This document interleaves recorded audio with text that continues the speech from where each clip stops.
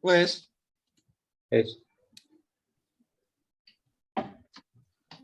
Wes siap kabeh urung? Cetha ora iki suarane? Wes. Man. Iki apa tuh kok ngadangi ora di? Ya, sebelumnya Assalamualaikum warahmatullahi wabarakatuh.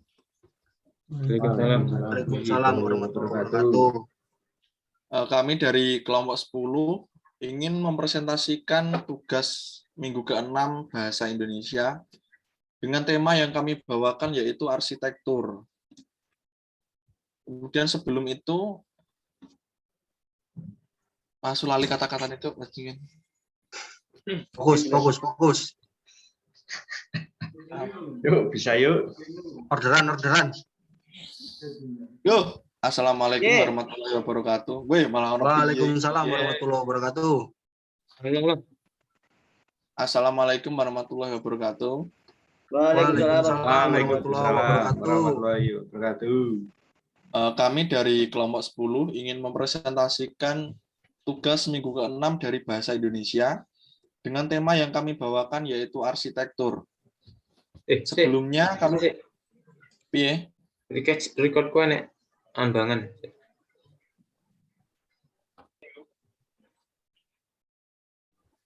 Bejo.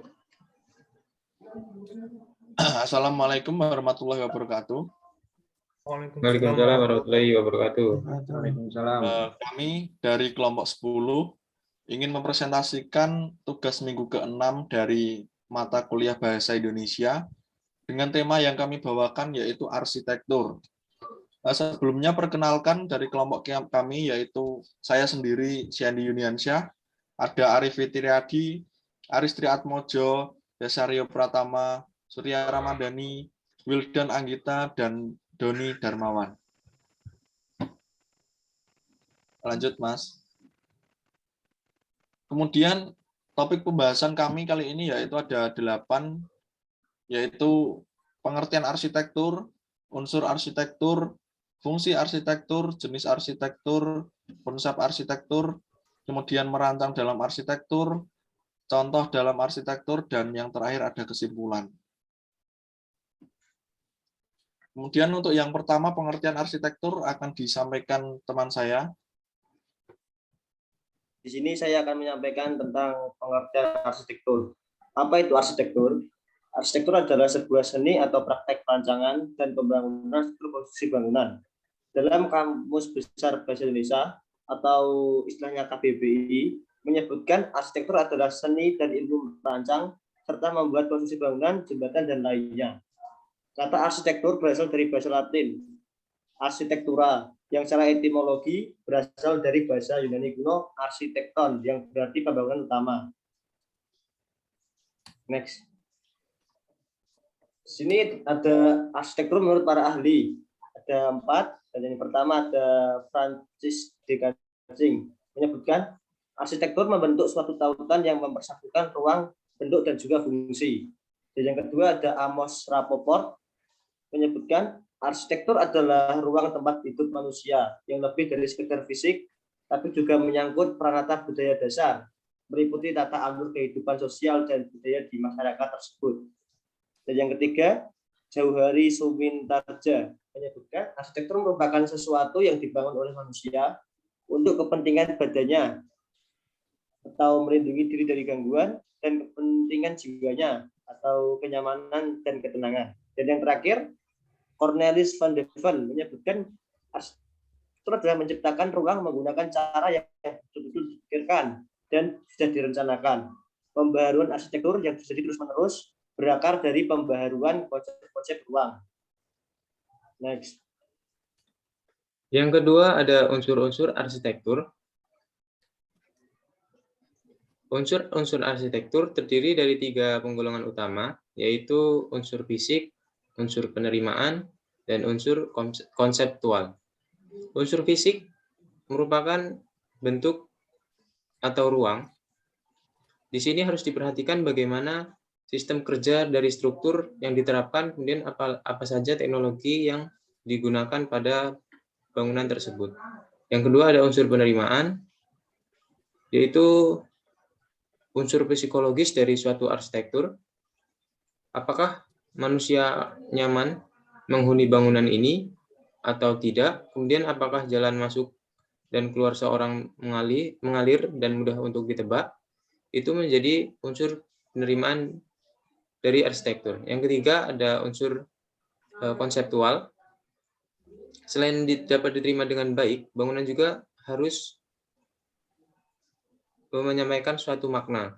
Apa makna yang ingin dibuat dari bangunan tersebut?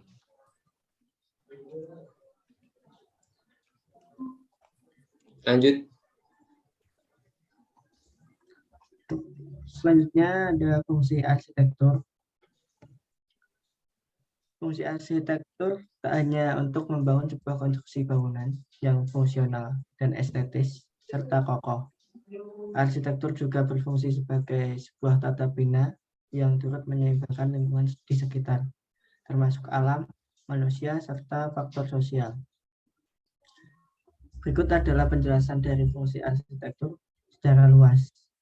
Yang pertama, untuk keperluan tuntutan fungsional jasmani, rohani, dan emosional, atau spiritual serta intelektual. Dan jawaban atas tantangan, yaitu teknologi, iklim, masyarakat, dan kebudayaan. Selanjutnya untuk menjadi penyeimbang biologis dengan psikologis, dalam artian sebagai pembatas atau filter antara tubuh dengan lingkungan alamnya. Dan sebagai penyeimbang biologis serta psikologis yang menjadi kelanjutan perilaku adaptasi manusia pada dunia. Selain itu, dapat menjadi ruang tempat manusia hidup dan berbagi. Ruang manusia hidup serta bahagia. Hubungannya pada pengalaman kehidupan sehari-hari secara sederhana yang bisa diwujudkan oleh arsitektur. Dan dapat menjadi binaan lingkungan secara menyeluruh, tak hanya sebagai objek atau produk, namun sebagai institusi atau proses. Dan yang terakhir dapat menjadi objek serta proses budaya. Sebagai contoh adalah monumen-monumen kuno dunia yang diagungkan sampai sekarang merupakan produk dari seorang arsitektur.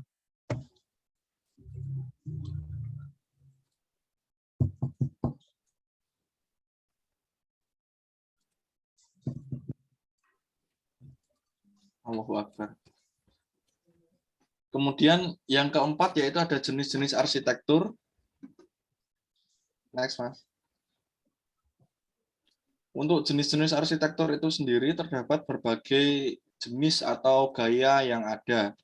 Namun dalam pengelompokannya terdapat 5 garis besar di bawah ini, yaitu yang pertama ada arsitektur Timur Tengah dengan ciri khas yaitu bersifat kontras, kemudian ada unsur penambahan motif, kemudian dengan warna yang netral seperti putih, hitam, hijau. Kemudian yang kedua ada arsitektur tropis, yaitu melalui pertimbangan potensi daerah yang beriklim tropis tertentu. Selanjutnya ada arsitektur kontemporer dengan ciri khas memiliki teknologi terbaru, lebih kekinian dan modern. Kemudian ada arsitektur tradisional di mana terdapat historis dan kebudayaan daerah tertentu. Untuk yang terakhir yaitu arsitektur klasik. Arsitektur ini bergaya megah karena berlanggam atau bergaya Yunani kuno ataupun Romawi kuno. Next. Yang kelima yaitu ada konsep-konsep arsitektur. Konsep-konsep arsitektur adalah sebuah cara untuk mengemukakan ide dari suatu rencana, konteks, pendapat, serta pengamatan ke dalam suatu kesatuan objek. Konsep arsitektur terbagi menjadi 5 yaitu yang pertama metafora. Metafora adalah konsep yang menggunakan ungkapan bagaikan atau seperti untuk mengidentifikasikan suatu hubungan antara benda tertentu dengan desain. Yang kedua adalah pragmatik. Pragmatik adalah konsep yang dikembangkan dari persoalan-persoalan pragmatis yang diidentifikasi dari program sebuah bangunan. Konsep ini merupakan tanggapan langsung dari pemecah masalah. Yang ketiga adalah analogi. Analogi adalah sebuah konsep yang mengidentifikasi hubungan sifat khas suatu benda dengan desain. Yang keempat, esensi atau hakikat. Esensi atau hakikat adalah sebuah konsep yang mengandung pengertian aspek yang paling penting dan intrinsik dalam mendesain. Konsep ini merupakan hasil penemuan dan identifikasi pokok masalah. Yang kelima dan yang terakhir adalah utopia. Utopia sendiri adalah sebuah konsep yang menggunakan cita-cita atau hayalan idealis yang ekstrim. Yang keenam adalah merancang dalam arsitektur. Apa itu merancang dalam arsitektur? Menurut tim MCGT tahun 1997, merancang dalam arsitektur adalah usulan pokok yang mengubah sesuatu yang sudah ada menjadi yang lebih baik. Metode merancang dalam arsitektur. Dalam arsitektur, merancang merupakan suatu cara dalam proses perancangan yang berfungsi untuk memudahkan perancangan dalam mengembangkan ide rancangan. Next. Tahapan metodologi perancangan. Yang pertama adalah tahapan menentukan permasalahan. A. Menyusun latar belakang permasalahan objek bangunan secara umum. B. Menentukan rumusan masalah. Yang nomor 2, mengumpulkan data perihal objek perancangan. Ada data premier yang didapatkan dari hasil survei lapangan atau dari wawancara. Yang kedua adalah data sekunder yang bisa didapatkan dari jurnal-jurnal ataupun dari buku. Ketiga, menganalisa objek perancangan. Bisa menggunakan analisa fungsional, analisa spesial, analisis kontekstual, analisis geometri, dan menentukan bentuk bangunan dan selimut bangunan. Nomor 4, memilih tema yang sesuai dengan konteks perancangan. Menentukan konsep dasar perancangan, mengkaji atau mengevaluasi konsep dasar perancangan, menyusun latar belakang permasalahan objek bangunan secara khusus. Nomor 5, tahapan merancang objek bangunan. Merancang bangunan, menghitung biaya pembangunan, rencana anggaran biaya, menentukan lamanya tahap pembangunan, dan terakhir meninjau kembali perancangan pembangunan dengan melihat data RAB dan lamanya pembangunan. Yang nomor 6, meninjau kembali barangkali ada tahap-tahapan yang salah atau sebagainya yang masih perlu dikaji ulang. Next.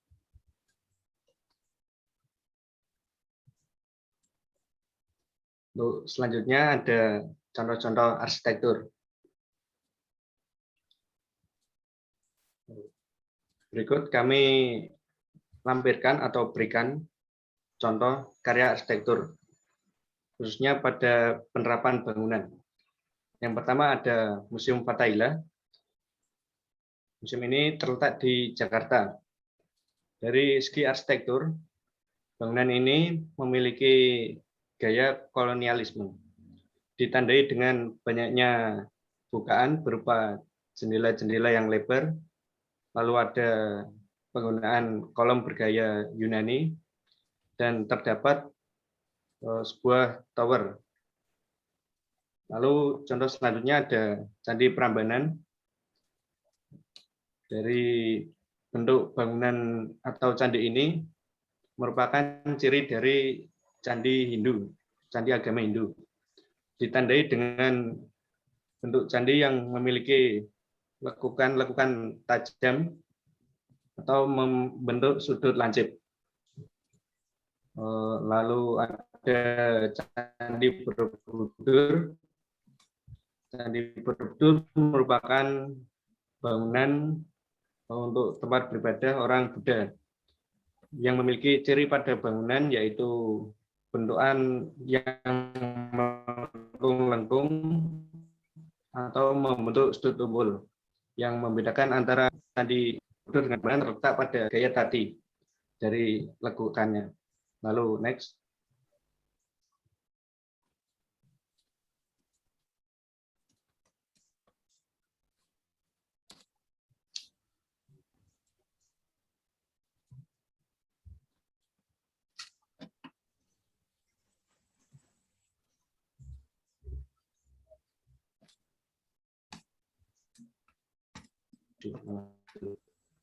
Lanjut ya langsung.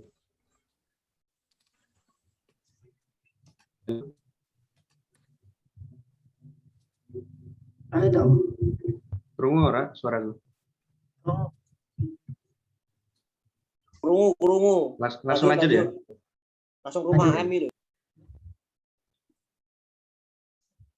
Lalu contoh selanjutnya dari karya arsitektur ada rumah tinggal yang bernama Rumah AM Residence, karya dari arsitek Andra Matin dari Indonesia.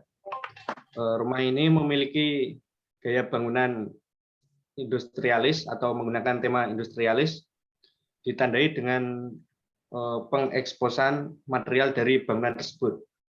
Seperti ini, betonnya dibiarkan begitu saja, tidak diberi finishing cat atau diwarnai. Lalu penggunaan material kayunya juga tidak dicat. Lalu contoh selanjutnya ada Museum Tsunami yang ada di Aceh, yang merupakan karya dari arsitek Ridwan Kamil dari Indonesia juga. Penggunaan bentuk sedemikian rupa itu dipikirkan melalui dari proses berarsitektur. Karena ini bangunan untuk mengenang terjadinya tsunami di Aceh, sehingga bentuk bangunannya dibentuk seperti kayak tsunami gitu. Dalam arsitektur tidak melulu soal gaya atau bentuk bangunan, tetapi juga diterapkan pada bangunan dalam atau interior yang menciptakan keamanan dan kenyamanan penggunanya. Seperti ini bukaan yang lebar, penggunaan air untuk menghidupkan suasana atau untuk menangkap cahaya luar masuk. Lalu contoh terakhir ada Galaxy Soho yang berada di Beijing, bentuk sedemikian rupa yang futuristik juga melalui proses berarsitektur dengan pertimbangan-pertimbangan tertentu muncul bentuk ini. Lalu next. Yang kedelapan adalah kesimpulan. Dari pemaparan di atas dapat disimpulkan bahwa arsitektur merupakan sebuah perpaduan ilmu dan seni yang sangat berguna bagi kehidupan manusia. Tanpa adanya arsitektur, kehidupan manusia akan sama seperti